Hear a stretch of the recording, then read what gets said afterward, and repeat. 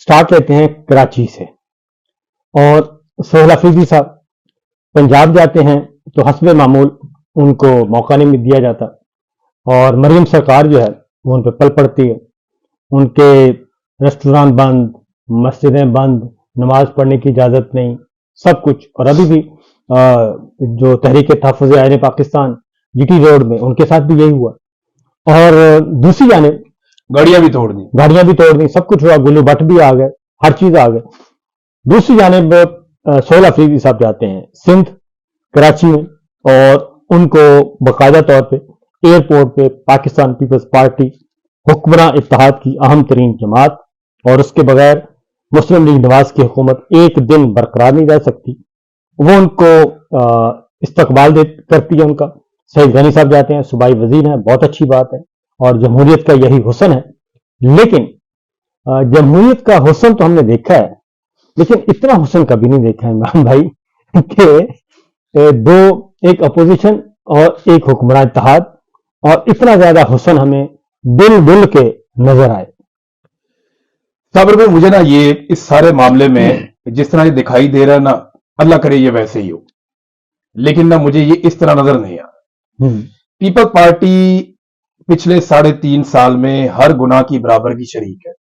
बिल्कुल। बिलावल के अपने मुंह से हमने ब्रूट मेजॉरिटी का लफ्ज सुना है, डंडे वाली जमहूरियत भी हमने बिलावल से सुनी। डेफिनेटली। हम लोगों पे, मेरे पे, आप पे, अरशद शरीफ भाई पे जो पहले मुकदमात हुए वो हमारे पे सिंध में हुए। जी हाँ। बदीन के इलाकों में, दूर दराज के इलाकों में हम पे पहले मुकदमात हुए। सहाफियों पे सबसे ज्यादा जो पाकिस्तान की सरजमीन तंग है वो खैबर पख्तूनख्वा नहीं है, वो सिंध है। वो सिंध है। सूबों के अंदर सिंध में बहुत तबाही है, पंजाब है, सिंध है, वफाक है, खैबर पख्तूनख्वा तो बहुत बाद में आता है। फिर इलेक्शन चोरी करने में भी ये शामिल, फॉर्म 47 के अंदर भी ये शामिल।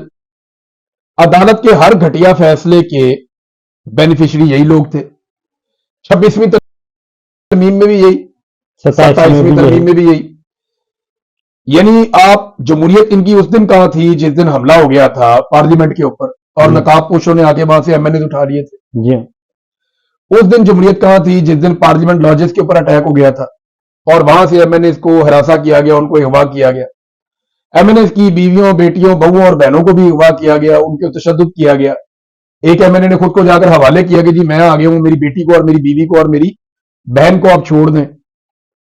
ये सारा कुछ जब हुआ पाकिस्तान में तो पीपल्स पार्टी ने बिल्कुल भी कोशिश नहीं की कि वो जमहूरी बने या जमहूरी बनकर भी दिखाए। हालांकि बिलावल ने एक एक दिन में फजल रहमान के घर में आईनी तरमीम के लिए 8-8 चक्कर लगाए। जी हाँ। घंटे घंटे बाद ये मिलने जाते थे नई ऑफर लेकर, फिर इन्होंने तरमीम करवा भी ली। ये अचानक क्या हो गया कि पीपल्स पार्टी को जमहूरियत जाग उठी। देखिए ना, पीपल्स पार्टी की हुकूमत 3 जगह पे है। एक वफाकी हुकूमत में, ये 4 जगह पे है। एक ये फेडरल गवर्नमेंट में हिस्सेदार है। जी हाँ। अब क्या इस्लामाबाद के अंदर कोई पाकिस्तान तरीके इंसाफ एक्टिविटी कर सकती है? नहीं। दूसरा, इनके पास हुकूमत है आजाद कश्मीर में। बिल्कुल। क्या आजाद कश्मीर में पाकिस्तान तरीके इंसाफ एक्टिविटीज कर सकती है? जवाब है नहीं। तीसरा, इनके पास हुकूमत है बलूचिस्तान में। जी हाँ। बलूचिस्तान में पाकिस्तान तरीके इंसाफ के लोगों के नाम 4th शेड्यूल में डाले जाते हैं। बिल्कुल ऐसा ही। और उन्हें किसी किस्म की एक्टिविटी की, सियासी एक्टिविटी की इजाजत नहीं है। और आखिरी हुकूमत इनके पास सिंध में। सिंध में इन्हें ऐसा क्या हुआ कि इन्होंने एक पॉजिटिव जेस्चर दिया? इसके पीछे ना मुझे 3 पॉसिबिलिटीज हैं। नंबर 1 तो यह है कि एस्टेब्लिशमेंट और पीपल्स पार्टी मिलकर नून लीग को गंदा कर रहे हैं कि इनको गंदा करो, इन्होंने किया जो किया, हमने नहीं किया। राइट। यानी अगर सिंध में पीपल्स पार्टी गंद नहीं मारती और पंजाब में गंद मारा जाता है पीटीआई के साथ, तो ये तासुर बनाने के लिए एस्टेब्लिशमेंट को कुछ कहने की जरूरत नहीं है कि इस लड़ाई झगड़े के पीछे हम नहीं है। यानी आज बहुत सारे ऐसे लोग जो अच्छे खासे अक्लमंद लोग हैं, वो ये कह रहे हैं कि देखें, अगर पीटीआई को मारने के पीछे एस्टेब्लिशमेंट होती तो पीटीआई को कराची में भी मार पड़ती। इन्हें कराची में मार क्यों नहीं पड़ रही, लाहौर में क्यों पड़ रही है? इसका मतलब है नून लीग मार रही है, वो ये तासुर दे रहे हैं, ये बात फैला रहे हैं। तो एक तो हो सकता है एस्टेब्लिशमेंट और पीपल्स पार्टी मिलकर पीएमएलएन को गंदा कर रहे हैं। दूसरी, इसके पीछे एक और भी चीज हो सकती है। वो ये है कि इन्हें इस बात का आइडिया हो गया था कि रोक तो हम सकते नहीं है, क्योंकि कराची में उस लेवल की पुलिस पावर नहीं है कि इतने बड़े मॉब को और इतने सारे लोगों को कंट्रोल किया जा सके। तो उन्होंने बेहतर तरीका यह सोचा कि हम इनको रोक तो सकेंगे नहीं, ये अपनी मनमानी करेंगे, लोग निकल भी आएंगे, लोग रिएक्शन भी देंगे, लिहाजा हम इन्हें फ्री हैंड दे देते हैं और एक जमहूरियत का तमगा अपने गले में डाल लेते हैं। दूसरा मुझे इसका ऑप्शन यह लगता है। तीसरा मुझे एक और ऑप्शन भी इसमें लगता है। मुझे यह लगता है कि जो लोग कह रहे हैं कि बहुत मुमकिन है कि ये पाकिस्तान पीपल्स पार्टी की अपनी स्ट्रेटजी हो और पीएमएलएन की अपनी स्ट्रेटजी हो और दोनों के लिए एस्टेब्लिशमेंट ने एक रूम रखा हुआ हो। यह पॉसिबिलिटी भी है कि हो सकता है कि एस्टेब्लिशमेंट ने इनको इतना मार्जिन दिया हो कि आप अपने अपने तरीके से निपट लें मुजाहिरीन से या जो लोग पॉलिटिकल एक्टिविटीज करना चाहते हैं उनसे। तो पीएमएलएन ने वही किया जो नवाज शरीफ ने जनरल जलानी के गमले में जब उसकी पनीरी लगाई गई थी, जनरल जलानी की गोद में जो कुछ नवाज शरीफ ने सीखा, जनरल ज़ियाउल हक के भुट्टो के साथ लटक के झूले लेते हुए नवाज शरीफ ने जो जो चीजें सीखी, फिर उसके बाद हमीद गुल से लेकर कई जर्नलों तक नवाज शरीफ ने जिस जिस गोद के अंदर सैर की और जिस जिस गोद के अंदर उनकी परवरिश हुई, उन जर्नलों से नवाज शरीफ साहब ने जो जो सीखा, आज नवाज शरीफ वही है। बिल्कुल ऐसा ही है। जुल्फिकार अली भुट्टो की मर्डर के बाद यह एक नई पीपल्स पार्टी बनी थी। जुल्फिकार अली भुट्टो की अपनी जिंदगी को काबिले फख्र नहीं थी, जर्नलों के साथ उनके भी बड़े ताल्लुकात रहे, लेकिन उनकी जिंदगी का इख्तिताम बड़ा कमाल हुआ। जी हाँ। ज़ियाउल हक ने अपनी जिंदगी के इख्तिताम में अपने सारे जराइम धो दिए और अपने खून से धो दिए। जैसे इमरान खान साहब ने अगर माजी में कहीं पे गलती की तो आज उन गलतियों का अजाला उससे बढ़ के उन्होंने कर दिया। बिल्कुल, सारा बल्कि पूरी कौम का अजाला करवा दिया उन्होंने, कफारा अदा कर दिया उन्होंने, पूरी कौम का भी कफारा अदा कर दिया। तो वो एक नई पीपल्स पार्टी थी। लेकिन जरदारी साहब ने बेनजीर भुट्टो के कत्ल के बाद जो मफाहमत का एक तरीकाकार अपनाया था, उसने पीपल्स पार्टी को बहुत डैमेज किया और वो अब तक चल रहा है। हमें ना मेरे ख्याल में इंतजार करना चाहिए इन 4 दिनों का। बिल्कुल ऐसा ही है। एक दिन गुजर गया, 3 दिन बाकी रह गए। इन्होंने मंडे को एक बार से खिताब करके वापस चले जाना है। जी हाँ। तो जब ये मंडे को वापस जाएंगे ना, जब सुहेल अफरीदी खैबर पख्तूनख्वा की सरजमीन पे वापस पहुंचेंगे, फिर हम इस पे एनालिसिस करेंगे कि पीपल्स पार्टी ने क्या खोया, क्या पाया, और ये नीयत के साथ हुआ या बदनीयती के साथ हुआ। एक और इतला भी है, एक और एनालिसिस भी है। वो ये है कि चूंकि जनाब फील्ड मार्शल जो है वो जुड़ गए हैं आले शरीफ के साथ, और यहां पे अब जो पीपल्स पार्टी, क्योंकि ना चाहते हुए भी पीपल्स पार्टी जो आ रही है, कि इस वक्त इसमें तो कोई शुबा नहीं कि हमारे फील्ड मार्शल जो हैं वो आले शरीफ के साथ जुड़ गए हैं। नहीं, नून लीग के लोग, एमएनए, उनके मिनिस्टर, वो आसिम मुनीर को अपना लीडर मानते हैं। हाँ, वो नवाज शरीफ का नहीं कहते, वो आसिम मुनीर का नाम लेते हैं। और वो रीइंस्टॉल उनको किया जा रहा है, रीइंस्टॉल करके ये पंजाब में गवर्नमेंट भी उन्होंने जानबूझ के इसी तरीके से दी एक। तो ये सारा हमारा अब जो है फिर 27वीं तरमीम के बाद, जो 27वीं गैरानी तरमीम के बाद जो 5 साल दिए मजीद, और उसके बाद ताहियात इस्तिस्ना, उसके बाद पाकिस्तान पीपल्स पार्टी का मुस्तकबिल, अगर ये अगला इलेक्शन भी जनरल आसिम मुनीर साहब करवा देते हैं, और जो कि एज पर प्लान हो जाता है, और उसमें तो उन्होंने वो राजकुमारी को वजीर आजम बनाया। जी, वजीर आजम, बिल्कुल ठीक है ना, उन्होंने वजीर आजम बनाना है मरियम साहिबा को, और 2029 में इलेक्शन है और 2030 तक फील्ड मार्शल है। तो 2029 में जो इलेक्शन होगा, एज पर प्लान मरियम साहिबा वजीर आजम होंगी। अब अभी तक की जो सूरत हाल है कि पीपल्स पार्टी तहदी जमात है और गारंटर्स भी मौजूद हैं, लेकिन पंजाब में पीपल्स पार्टी के लिए एक भी एंट्री नहीं है।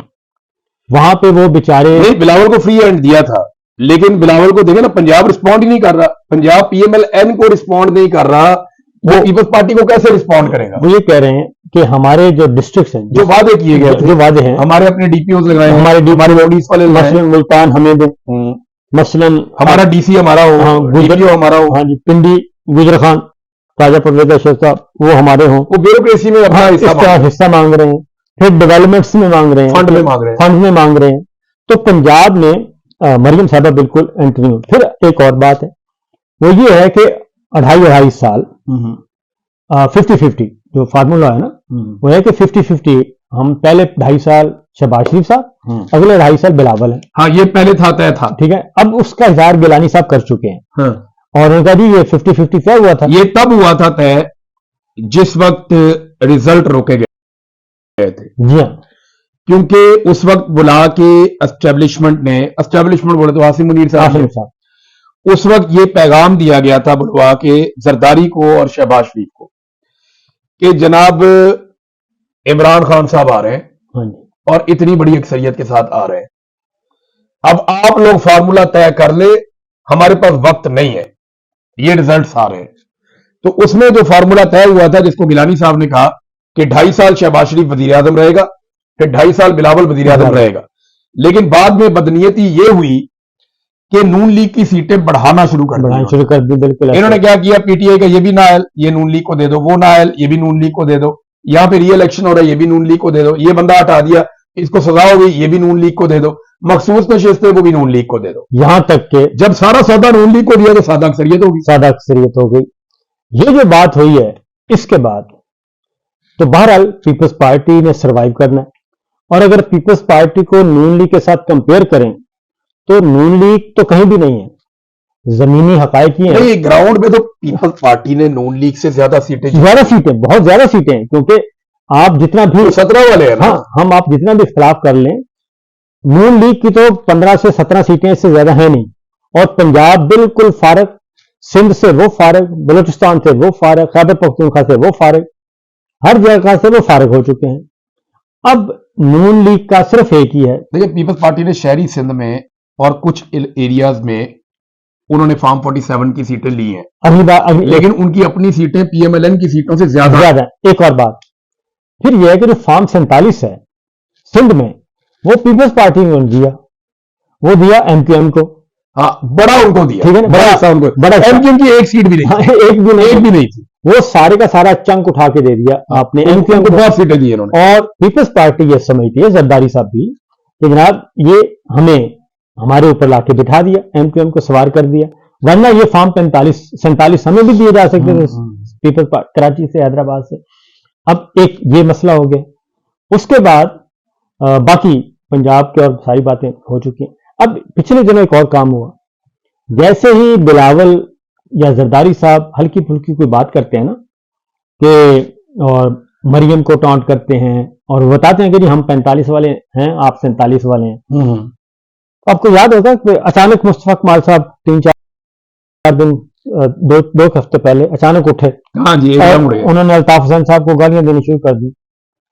उनको फिर दोबारा से कहा गया कि जनाब हम आप पे हवा भर रहे हैं, यानी कराची जो है, फिर ये कि सिंध को 17 से पहुंचाया था 75 पे पीएमएलएन को। हाँ जी, और पीपल्स पार्टी जो है उसको 54 पे रोक लिया। अच्छा, लेकिन पीपल्स पार्टी की जो सीटें अपनी भी थी, वो 30 से 35 के बीच में वो अपनी सीटें जीते, इतना वो जीते थे। उनको फॉर्म 45 के अलावा फॉर्म 47 भी मिले कुछ एरियाज में, लेकिन जो फॉर्म 47 उनको वो दरकार थे, खास तौर पे कराची वाले, वो नहीं दिए, हैदराबाद वाले, वो उनको नहीं दिए, वो एमक्यूएम को मिल गए। बिल्कुल ठीक कह रहे हैं ये बात।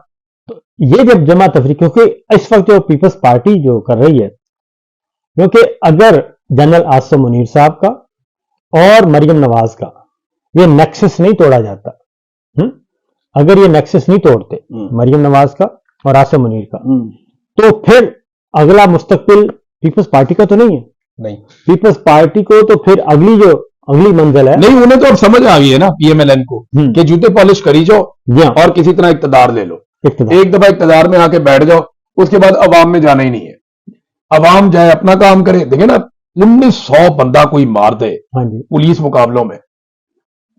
और आज मुझे निशान, एक जर्नलिस्ट है, उनसे मेरी बात हुई, 2-3 और जर्नलिस्ट हैं, उनसे मैंने पहले पूछा। एक हमारे क्राइम रिपोर्टर हैं, वो बता रहे हैं जी ये बंदे रोजाना की बुनियाद पे मार रहे हैं, और सीसीडी कत्लेआम करती चली जा रही है। तो मैंने उनसे कहा जी ये इसका डिजाइन क्या है, ये जो कत्लेआम हो रहा है, कोई वजह, कोई तरीकाकार कुछ? उन्होंने कहा जी ये सिर्फ और सिर्फ ऐसा लगता है कि दिल को तसल्ली देने के लिए बंदे मार, कि मारो बंदे, सर और बेशुमार बंदे ऐसे मार दिए हैं जिनका गुनाह ही कोई नहीं। ये अभी हाई कोर्ट में केस पहुंचा हुआ है। हाई कोर्ट में कई केसेस पहुंचे हुए हैं। तीफी भट्ट का तो मामला अलग है ना, वो तो बिल्कुल एक ब्लैक एंड व्हाइट केस है ना, तीफी भट्ट वाला। उसको तो बुलवा के मारा, उनको बुलाया, दुबई से लेके मारा, दुबई से कराची उतारा, कराची से उनको बाई रोड लेके आ रहे हैं। 5 भाइयों को उठाया इन्होंने एक वलीमे में से। जी हाँ, 3 भाई थे, बिल्कुल 2 उनके दामाद थे फैमिली के। उन 5 को उठाया एक वलीमे में से, एक शादी में से, और 5 को अलग अलग शहरों में कत्ल कर मार दिया। और अगले सुबह 5 FIR और 5 लाशें उनके घर वालों को कहा फेंक टूट के ले लें आप जाके। और ये ह्यूमन राइट्स की जो तंजीमें हैं, इस बारे में ह्यूमन राइट्स की ऑर्गेनाइजेशन भी कंसर्न शो कर चुकी हैं इस इश्यू पे। एक खातून अमेरिका में मारी गई है, आइस के खिलाफ पूरी दुनिया में रिपोर्टिंग हो रही है, पाकिस्तान का मीडिया भी रिपोर्टिंग कर रहा है, बहुत कर रहा है, लेकिन अपने बारे में नहीं कर रहा। सर आप देखें कि वो रिक्शा ड्राइवर है, वो अपने घर के अंदर है, जी हाँ, पुलिस उसको उठाने आई है कि तुम पे शुबा है कि जब पाकिस्तान तहरीके इंसाफ के लोग आएंगे तो तुम उनके साथ निकल के एहतजाज करोगे, हमें लगता है कि तुम PTI के वर्कर हो। राशिद यूसुफ, अच्छा, उसको इन्होंने घसीटना शुरू किया, उसकी बच्चियां आ गई। इन्होंने उसकी जो छोटी बेटी है, ये आगा शेख सरवर उनके घर गए हुए थे, कुछ और दोस्त, उर्दू पॉइंट की भी स्टोरी है, खुद भी इंटरव्यू किया, वो उन्होंने बंदूक तान दी छोटी बेटी के सर पे। बिल्कुल, वो आदमी इतना दिल बर्दाश्त हो गया कि उसकी फैमिली बता रही है उसके हाथ पांव छोड़ दिए उसने। उन्होंने कहा ठीक है ले जाओ मुझे। बेटी का तो आपको पता ना तकलीफ बहुत होती है, वो उसको ले गए थाने में, वो वहां पे जाके उसको फौत हो गया, और फिर उसकी लाश ही अस्पताल में छोड़ के भाग गए। अब मुझे बताएं ना कि अमेरिका के अंदर इंसिडेंट हो तो पूरी दुनिया के अंदर खबर चलती है और पूरे अमेरिका में एहतजाज होता है। पाकिस्तान तहरीके इंसाफ के लोग जो है, अगर उसका कोई वोटर है या सपोर्टर है, कि वो कोई child of a lesser God तो नहीं है, वो भी अल्लाह का बनाया हुआ इंसान है, आप उसकी जान कैसे निकाल सकते हैं? वो IG पंजाब कहता है जी कि मैं सो नहीं सकता, मेरे ख्वाब में आता है, ऐसा ही है वो जिले शाह, तो ये आदमी IG के ख्वाब में नहीं आएगा। ये एक वाकया नहीं है साबिर भाई, इससे पहले भी सियालकोट में आपको याद है एक और शख्स को भी ऐसे इन्होंने मार दिया था। बिल्कुल ऐसा ही। थोड़े दिन पहले ये पैरा फोर्स वाले इन्होंने अटैक किया, वो अपनी रेडी लेके भागा, एक मोलनबाल का रहने वाला रेडी वाला था, वो रेडी लेके भागा, उसको इतना ज्यादा भागा उसकी दिल की धड़कन पे काबू हो गई, उसको हार्ट अटैक आया, वो वहीं फौत हो गया, उसकी भी बेटियां घर में। तो ये जो जुल्म कर रही है ना पंजाब गवर्नमेंट, इनको ये पता है कि इन्होंने पब्लिक के पास नहीं जाना और उनके लिए गुंजाइश कोई नहीं। तो साबिर भाई कराची आए हैं, जी हाँ, उसकी बात फिर वहीं बात ये है कि अगर ये नेक्सस है जो कराची वापस आते हैं, क्योंकि कराची क्यों पीपल्स पार्टी क्यों सपोर्ट शुरू हुई थी, जहां से शुरू हुई, तो जब तक जन आसिफ मुनीर साहब का और मरियम साहिबा का नेक्सस नहीं तोड़ा जाता और ये इसी तरीके से आगे बढ़ते रहते हैं, तो 2029 से पहले ही इलेक्शन करवा देंगे।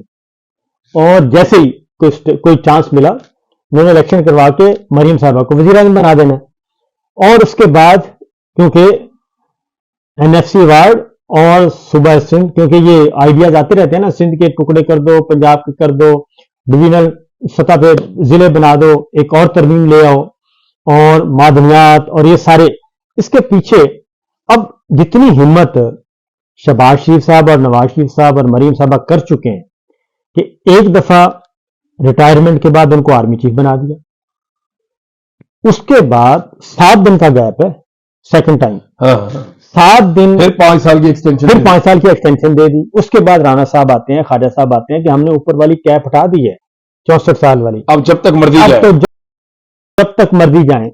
तो ये जो चीज है, इसका मतलब है कि अब मुस्तकबिल में ये, क्योंकि ये अमेरिकन को भी पता है, मैं आपको बताऊं, पीपल्स पार्टी को ये बात समझ आ गई है कि आसिफ मुनीर नून लीग के रहनुमा बिल्कुल 100% है, और अब अगर उन्होंने मुकाबला करना तो खाली नवाज शरीफ से नहीं करना, आसिफ मुनीर से ही करना पड़ेगा। आपको ये लगता है सरप्रस्त आला आएंगे? आपको ये लगता है? जी मुझे लगता नहीं है इशारे इस तरफ जा रहे हैं।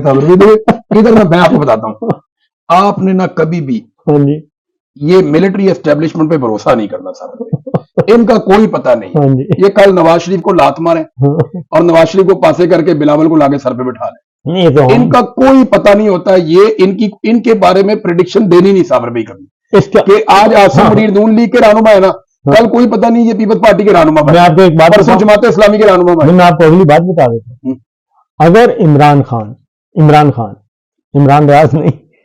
खान अगर आज हल्की सी हाँ कर दें तो जनरल आसिम मुनीर अगली इनिंग्स इमरान खान के साथ खेलने के लिए बिल्कुल तैयार खड़े हैं। अगली इनिंग्स वो कहेंगे आए जनाब, अरे अपनी सीट के अलावा कुछ दिखाई नहीं देता फिर लोगों को। ये है इस तरह इनका- पाकिस्तान तो नहीं चलेगा ना साहब भाई, हाँ ये तो इस तरह पाकिस्तान तो चलेगा रूल ऑफ लॉ के साथ, तो आइन के साथ चलेगा। ऐसा तो तो नहीं। इसलिए हमें इंतजार करना चाहिए सोहेल अफरीदी साहब का। कराची ने रिस्पॉन्ड कैसा किया? कराची देखिए जी, कराची आपको बताऊं कि ये सारा उर्दू स्पीकिंग जितने भी थे हमारी फैमिलीज, वो सारी उनको हॉस्टेज कर लिया था अल्ताफ भाई। हालांकि उन फैमिलीज का कोई कसूर नहीं, वो पढ़े लिखे सब, बहुत सारे लोग दिल से भी खड़े थे। हाँ, और बहुत सारी महरूमियां भी थी, महरूमिया भी थी और उसका अल्ताफ भाई को फायदा हुआ। लेकिन अल्ताफ साहब ने ये किया। लेकिन रियासत में जुल्म भी बहुत है। हाँ, वो तो फिर साथ साथ चलता गया। तो उसके बाद अब उनके पास कोई ऑप्शन नहीं थी, क्योंकि पीपल्स पार्टी को वो आजमा चुके थे। कराची और सिंध के लोग जो हैं, कराची पीपल्स हैदराबाद पार्टी तो इस्तेहसाल करती है ना शहरी हाँ, सिंध का। वो तो शहरी और रूरल वो कानून ही ऐसा बन गया था। तो अब चूंकि सारे का सारा वोट बैंक शिफ्ट हो गया पीटीआई को, इमरान खान को, और जिसकी वजह से अब पीपल्स पार्टी बहरहाल जो है, एक और बात भी बता दूं, आप भी उनको जानते हैं, मैं भी जानता हूं, मैरून मुल्क मुकीम है, बहुत अच्छे बासर आदमी है, कॉमन फ्रेंड है, और वो भी कोशिश कर रहे हैं कुछ लोग दोस्त कि पीपल्स पार्टी और पीटीआई में वर्किंग रिलेशनशिप हो जाए, जो मुश्तरक कदरात हैं, मुश्तरक जो कदरें हैं उस पे, और मुस्तकबिल के लिए ये प्लान आउट कर लें।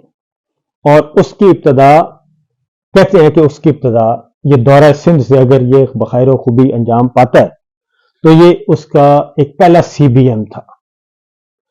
देखिए, कॉन्फिडेंस बिल्डिंग मेजर्स ये अगर होने हैं ना तो एस्टेब्लिशमेंट की तरफ से होने हैं। ये इस वक्त जिस कंफर्टेबल पोजीशन में आसिम मुनीर साहब है ना, इंटरनेशनली उनको कोई छेड़ने वाला नहीं है। वो पाकिस्तान में 200-400 आदमी मार भी देंगे तो इस वक्त ऐसा लगता है, उन्हें ये लगता है, क्योंकि ये उनके घर से बात बाहर आई हुई है कि अगर बंदे मारने भी पड़े तो हम मार देंगे, हमारे साथ अमेरिका भी खड़ा है इस वक्त। ये उनके एस्टेब्लिशमेंट के बीच में से ये बात बाहर आई है, और आप जानते हैं कहां से आई है। तो इस वक्त तो उन्हें यह लगता है कि कोई जरूरत नहीं है। अगर पीपल्स पार्टी बाहर निकलती भी है थोड़े अरसे में, तो ये थोड़ा सा पीपल्स पार्टी को टाइट करेंगे और पीपल्स पार्टी वापस घुटनों पे आ जाएगी। ये भी हम जानते हैं, और हम ये भी जानते हैं कि पीटीआई जितनी मार अब किसी जमात में नहीं खानी। मार से ये सारे बहुत ज्यादा डरे हुए हैं। उन्हें आइडिया भी होगा कि ये इस तरह मारते हैं और इस लेवल पे मार कुटाई को ले जाते हैं। मुझे ऐसा लगता है कि अब ये सीबीएम करने की जो रिस्पॉन्सिबिलिटी है ना, कॉन्फिडेंस बिल्डिंग मेजर्स, ये एस्टेब्लिशमेंट की है। एस्टेब्लिशमेंट कुछ ऐसा साबित करे कि जिससे वो अपनी नेक नियति साबित करे कि हम पीछे हट जाते हैं।